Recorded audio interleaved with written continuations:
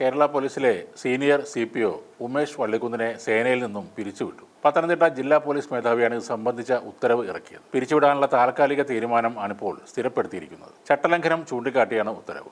Aranmula police സ്റ്റേഷനിലെ senior CPO ആയിരുന്നു ഉമേഷ്. സമൂഹ മാധ്യമങ്ങൾ വഴി പോലീസ് സേനയ്ക്ക് കളങ്കമുണ്ടാക്കി എന്നാരോപിച്ച് നിരവധി തവണ ഉമേഷിനെതിരെ അച്ചടക്ക നടപടികൾ സ്വീകരിച്ചിരുന്നു. ആദ്യം പിരിച്ചുവിടൽ നോട്ടീസ് നൽകിയിരുന്നു. അത് താൽക്കാലികമായ നടപടിയായിരുന്നു. അതിന് അദ്ദേഹം നൽകിയ മറുപടി തൃപ്തികരമല്ലെന്നാണ് ഇപ്പോഴത്തെ പിരിച്ചുവിടൽ ഉത്തരവിൽ പറയുന്നത്. അന്ന് സ്പെഷ്യൽ ബ്രാഞ്ച് DYSPയുടെ അന്വേഷണവും പ്രഖ്യാപിച്ചിരുന്നു. അതിനെ പരിഹസിച്ചുകൊണ്ട് ഉമേഷ് സമൂഹ മാധ്യമങ്ങളിൽ പോസ്റ്റ് ഇട്ടിരുന്നു. ഈ കാരണങ്ങളൊക്കെ കൂടി ചൂണ്ടിക്കാട്ടിയാണ് പിരിച്ചുവിടൽ നടപടി സ്ഥിരമാക്കി ഉത്തരവിടുന്നത്. പിരിച്ചുവിട്ട നടപടിക്കെതിരെ ഉമേഷിന് 60 ദിവസത്തിനുള്ളിൽ അപ്പീലുമായി മേലധികാരികളെ സമീപിക്കാൻ കഴിയും. 30ഓളം തവണ പലതരത്തിലുള്ള അച്ചടക്ക നടപടികൾക്കും ഇദ്ദേഹം വിധേയനായിരുന്നു. അതേസമയം ഈ പിരിച്ചുവിടൽ തീരുമാനത്തിനെതിരെ കോടതിയെ സമീപിക്കും എന്ന് ഉമേഷ് വള്ളിക്കുന്ന് പ്രതികരിച്ചിട്ടുണ്ട്. DIGക്ക് അപ്പീൽ നൽകും.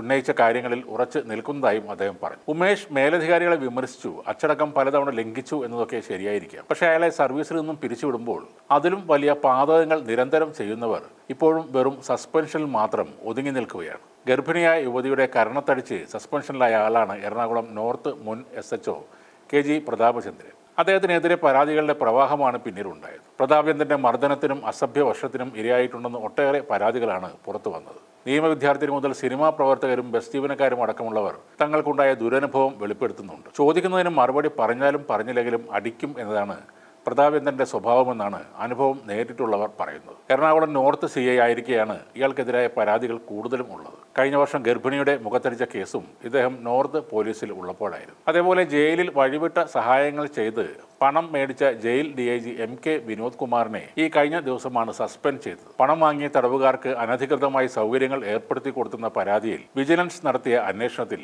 ഇയാൾ ലക്ഷങ്ങൾ കൈക്കൂലിയായിട്ട് വാങ്ങിയെന്ന് കണ്ടെത്തുകയും ചെയ്തു. ഈ റിപ്പോർട്ടിന്റെ അടിസ്ഥാനത്തിലാണ് ഇപ്പോഴത്തെ നടപടി. കൈക്കൂലി വാങ്ങി TP വധക്കേസ് പ്രതികളായ കൊടിസുനി, അണ്ണൻ സിജിത്ത് അടക്കമുള്ളവർക്ക് വഴിവിട്ട പരോൾ ഉൾപ്പെടെയുള്ള സഹായങ്ങൾ നൽകിയതായാണ് ആരോപണം. അനധികൃത സ്വത്ത് സമ്പാദനത്തിന് പുറമെ അഴിമതി കേസിലും വിനോദ് കുമാറിന്റെ പേരിൽ അന്വേഷണം നടക്കുന്നുണ്ട്. കൊടിസുനി 1,80,000 രൂപയും അണ്ണൻ സിജിത്ത് 45,000 രൂപയും ഗൂഗിൾ പേ വഴി ജയിൽ DIGക്ക് കൈമാറിയെന്ന് കണ്ടെത്തിയിരുന്നു. നേരിട്ട് വാങ്ങുന്നതിന് പകരം തടവുകാരുടെ ബന്ധുക്കളിൽ നിന്നാണ് വിനോദ് കുമാർ പണം വാങ്ങിയിരുന്നത്. അണ്ണൻ സിജിത്തിന്റെ ബന്ധു ഉപയോഗിക്കുന്ന ഫോൺ നമ്പറിൽ നിന്നും വിനോദ് കുമാറിന് പണം കൈമാറിയിട്ടുണ്ട്. DIGയുടെ ഭാര്യയുടെ അക്കൗണ്ടിലും കൈക്കൂലി പണം സ്വീകരിച്ചിരുന്നു. 8 തടവുകാരിൽ നിന്ന് പണം കൈപ്പറ്റിയതിന് തെളിവ് ലഭിച്ചിട്ടുണ്ടെന്നാണ് റിപ്പോർട്ട്. ഭാര്യയുടെ അക്കൗണ്ടിൽ 40 ലക്ഷം രൂപയാണുള്ളത്. ഇത് അനധികൃതമായി സമ്പാദിച്ചതാണോ എന്നും പരിശോധിക്കുന്നുണ്ട്. ഈ ആളുകളൊക്കെ സസ്പെൻഷനിൽ നിൽക്കുമ്പോഴാണ് ഉമേഷ് വള്ളിക്കുന്നിന്റെ പിരിച്ചുവിടൽ ഉത്തരവ് വരുന്നത്. സമൂഹ മാധ്യമങ്ങൾ വഴി പോലീസ് സേനയ്ക്ക് കളങ്കമുണ്ടാക്കി എന്നതാണ് അദ്ദേഹം ചെയ്ത കുറ്റം.